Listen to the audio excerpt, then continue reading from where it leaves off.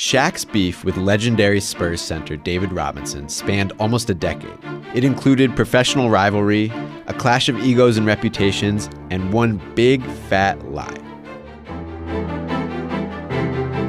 In 1992, the regular ecosystem of NBA centers was suddenly invaded by a very large, very loud 20-year-old, Shaquille O'Neal.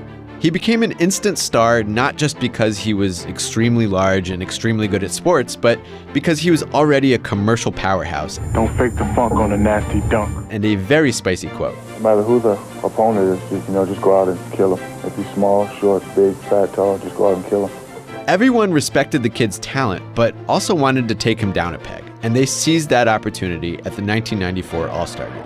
At an event where guys typically go half speed and let each other shine, the Western Conference All-Stars, coached by George Karl, conspired to embarrass Shaq. He's got no friends. You gotta have some friends in this game. He got locked up by Hakeem Olajuwon, and he got absolutely torched off the dribble by Robinson. The Western Conference All-Stars held Shaq to 2 of 12 shooting in an All-Star game. The Admiral insisted that ganging up on Shaq wasn't his idea. But when pressed on the topic, he was like, do guys get a little more intense against Shaq? Of course. Shaq vowed to get all those guys back, one by one. His revenge tour hit San Antonio on March 6, 1994, Shaq's 22nd birthday. The game was on national television. And the birthday boy showed out, leading Orlando with an efficient 32 points and 11 rebounds. But Robinson completely eclipsed him, putting up 36 points, 13 rebounds, 7 assists, 6 blocks, and 3 steals. Holy David Robinson. The Spurs got the win in front of a bananas San Antonio crowd that showered Robinson with MVP chants after a big crunch time dunk. And according to San Antonio's Willie Anderson, Shaq did not like that. He heard that crowd chanting MVP, MVP, and took it as a personal affront, so Anderson just couldn't help but make fun of him for it. Shaq's post-All-Star revenge took on a whole new vibe. Everyone was jealous of him. Jealous of his movie stardom, jealous of his rap album. Robinson was told of this and just snapped. He laughed at the idea that he would be jealous of all the things that Shaq bragged about. This is where it's important to understand who David Robinson is. Of all the big men who battled Shaq, Robinson was most clearly his foil. While Shaq was coming on the scene as a San Antonio high school standout, David Robinson was overshadowing him as the future of the local pro franchise. And if Shaq built a brash, glitzy reputation for himself, Robinson's was the exact opposite, an exceedingly devout, exceedingly charitable military man. Shaq left LSU after 3 years to enter the NBA draft. Robinson made the Spurs wait 2 years after drafting him so he could complete his service at the Naval Academy. Shaq rapped in a Reebok commercial. Robinson was in a commercial warning high school kids not to drink at prom. Very cool. This is from years later, but look at how San Antonio media talked about Shaq. Shaq talks trash. Robinson quotes scripture.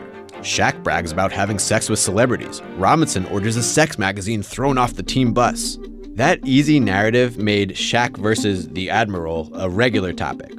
And soon, Robinson got sick and tired of hearing about the new kid. He lashed out on a media conference call.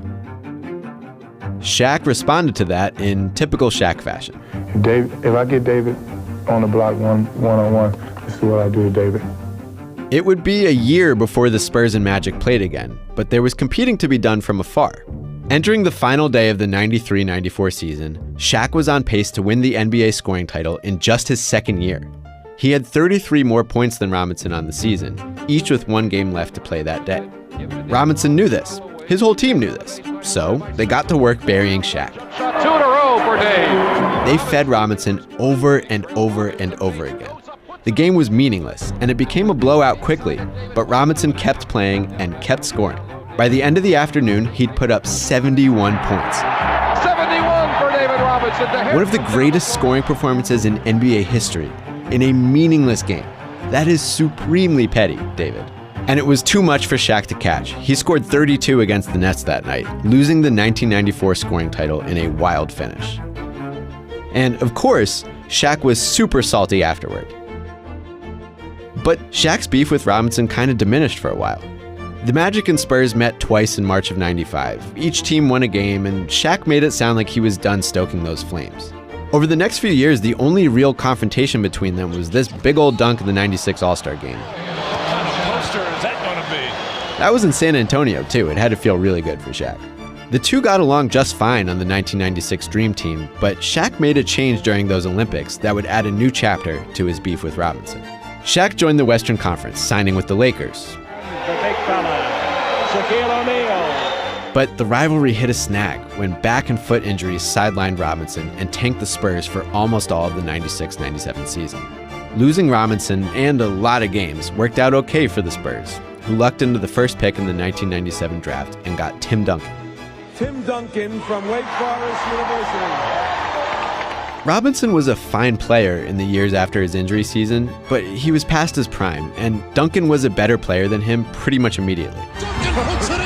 So when the Spurs and Lakers met for playoff series in 1999, 2001, 2002, and 2003, Shaq versus Duncan was the battle on everyone's minds.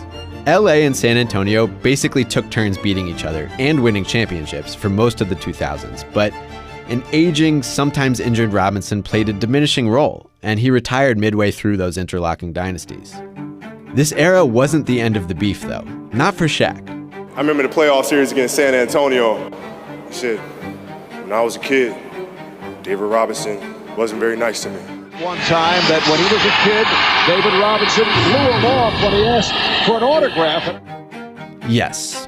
At some point during the run of Lakers-Spurs playoff series, Shaq revealed that when he was a high school kid in San Antonio, David Robinson rudely denied him an autograph. Shaq published this story in a book released in 2001. Robinson found this all hilarious, but didn't really respond to the accusation. And so, even though Duncan had supplanted Robinson as his chief rival on the Spurs, Shaq hung on to this snub from a decade ago as his motivation. It was bullshit. Shaq now readily admits that the story he told teammates in the media, and even published in a goddamn book, was 100% fabricated. It's not true. I made it all up. Mr. Robinson, I apologize. I was taught to play with ferocity. I need to be upset. You know, something has to be said in an article or on TV about me for me to respond. And it all adds up. Robinson never seemed like the kind of guy to blow off a kid, but he had no way of remembering whether that interaction had happened. And Shaq's a dude who always thrived on narrative, on conflict. Outright mythology was just what he needed to stoke the fire. You know, a lot of people ask me, did I hate him? No, I just had to create stories in my head to make me hate him. Like, I finally told a story about him not giving me autograph. That wasn't true. So yeah, the end of Shaq versus Robinson was questionable, but don't forget all the good times they had. The 2000s were full of fake beef between Shaquille O'Neal and David Robinson, but the beef got very real in the mid-90s, and nothing's better than the real thing. Hey, thanks for watching Beef History. If you liked it, please leave a comment. If you didn't like it, don't leave a comment. If you got any more beefs you'd like us to explore, feel free to suggest them, and remember to click subscribe right here.